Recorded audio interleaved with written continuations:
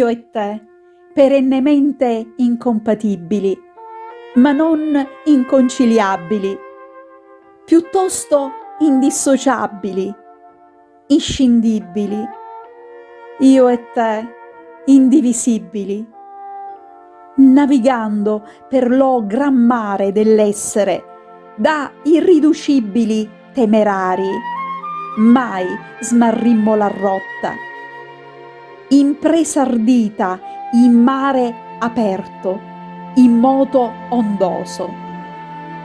Grazie all'abile nocchiero, seguendo la stella, la nostra nave ora è ancorata al porto sicuro.